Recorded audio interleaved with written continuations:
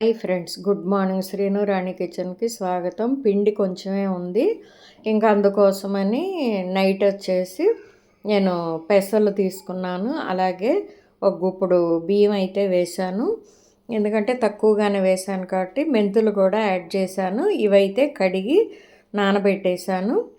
ఇదిగోండి పెసలు, బియ్యం, కొంచెం మెంతులు వేసి, ఎందుకంటే పిండ్లు కూడా రుబ్బాలి, ఇంకా గ్రైండర్ వెయ్యాలి కాబట్టి. ఇంకా ఉదయాన్నే పూజ అయితే చేద్దామని గులాబీ పూలు తీసుకున్నాను. ఇంకా ఇదిగోండి టీ తాగటం కూడా అయిపోయింది.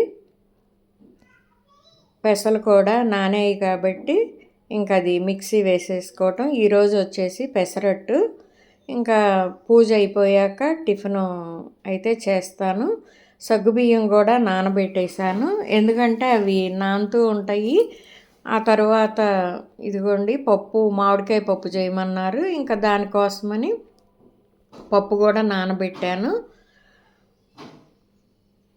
నానబెట్టేవన్నీ ఉదయాన్నే చేసేసుకుంటాను, ఎందుకంటే త్వరగా వంట అనేది అయిపోతుంది కాబట్టి. ఇంకా ప్లేట్ అయితే తీసుకుంటున్నాను. పూజ చేసేసుకొని మళ్ళీ మిమ్మల్ని కలుస్తాను. పూజ అయిపోయింది. ఇంకా సగ్గుబియ్యం వచ్చేసి ఉడకబెడుతున్నాను, ఎందుకంటే నానేయి కదా, కనీసం ఒక అరగంట అయినా నానబెట్టుకుంటే మనకి త్వరగా ఉడుకుతాయి. ఇంకా ఇదిగోండి బియ్యం కూడా కడిగి పెట్టాను, అది చూపిస్తున్నాను. మామిడికాయ పప్పు, సగ్గుబియ్యం, అలాగే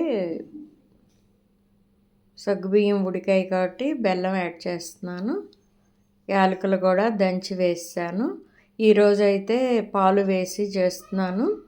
మొన్న 2 టైమ్స్ వచ్చేసి జావ ఇలాగా కాసాను. ఇదిగోండి పాలు కూడా కాగబెట్టినవి యాడ్ చేసేస్తున్నాను. స్టవ్ అయితే ఆపేసాను.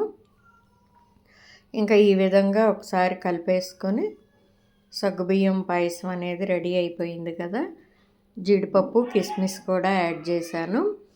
ఇంకా సరే వంటలోకి వచ్చేసి మామిడికాయ పప్పు కోసం మామిడికాయ కట్ చేద్దామని, ఇదిగోండి సగ్గుబియ్యం పాయసం వచ్చేసి అవి ఈ స్టీల్ దాంట్లో పెట్టనులేండి, నైవేద్యం. మనం స్టీల్ వాడకూడదు కదా, జస్ట్ మీకు చూపించటం కోసం ఎలా ఉంది అనేది చూపిస్తున్నాను. వేరే బౌల్లోకి తీసి అయితే నైవేద్యంగా పెడతాను. ఇది సాటర్డే వ్లాగ్, ఇంక ఈరోజు పోస్ట్ చేస్తున్నాను. ఇంకా టిఫిన్కి వచ్చేసి నేను పెసల్ని మిక్సీ జార్లో వేస్తున్నాను. అవి పిండి మొత్తం అయిపోయాక ఉల్లిపాయ, పచ్చిమిర్చి, అలాగే జీలకర్ర, అల్లం ముక్కలు అయితే కట్ చేస్తున్నాను. ఇదిగోండి మిక్సీ జార్లో పెసలతో పాటు 2 పచ్చిమిర్చి వేసి మిక్సీ వేస్తున్నాను. నెక్స్ట్ ట్రిప్లో సాల్ట్ అనేది వేస్తాను.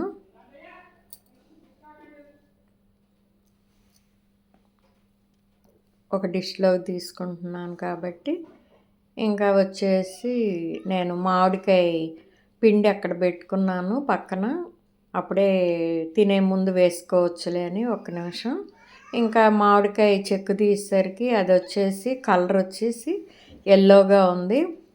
చిన్న ముక్క టేస్ట్ అయితే చూశాను, కానీ కలర్ ఈ విధంగా ఉంది, కానీ తీయగా పుల్లగా. ఇంకా ఇప్పుడు మామిడికాయ పప్పు ఫిక్స్ అయ్యాం కాబట్టి అది చేద్దామని చట్నీ కూడా రెడీ చేసుకున్నా. మామిడికాయ, ఉల్లిపాయ, పచ్చిమిర్చి, టొమాటో అయితే నేను పప్పులో వేసి 2 విజిల్స్ అయితే రానిస్తాను. ఇంకా పెసరట్లోకి చట్నీ కూడా రెడీ చేసుకున్నాను కదా, అది కూడా మిక్సీ వేసి ఇంకా పోపు అనేది చట్నీని కూడా వేస్తున్నాను. ఇక్కడ వచ్చేసి నేను పెసరట్టుకి సన్నగా ఉల్లిపాయ, పచ్చిమిర్చి, అల్లం ముక్కలు, అలాగే జీరా అయితే మొత్తం ఒక్కొక్కటి వేసే కంటే అని నేను ఒక బౌల్లో తీసేసుకొని మొత్తం కలిపేసి, ఇంకా దోశ మీద ఒక్కొక్కసారి విడివిడిగా కొంచెం కొంచెంగా వేస్తాను.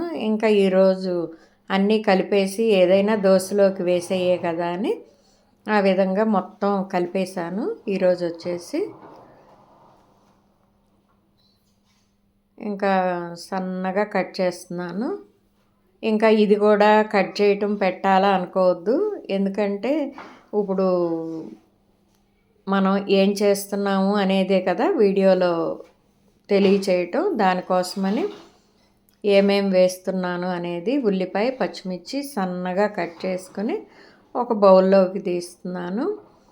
ఇంకా పెసరట్టు వేయమన్నారని ఈరోజైతే ఎలాగూ సాయంత్రం పిండిలు కూడా నానబెట్టాను.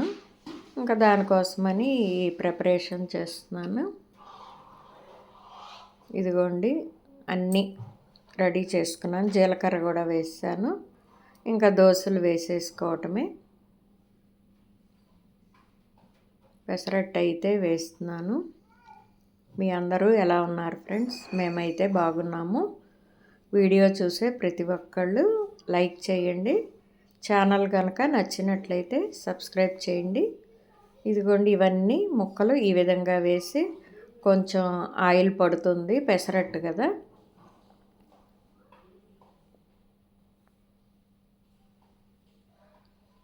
ఇంకా దోశలు వేయటం అయిపోయింది. ఇదిగోండి ఇంకా అల్లం పచ్చడి చట్నీతో ఇంకా శ్రీవారికి ఇచ్చేస్తా. పప్పులో ఉప్పు, కారం, పసుపు వేసి పోపు వేస్తా.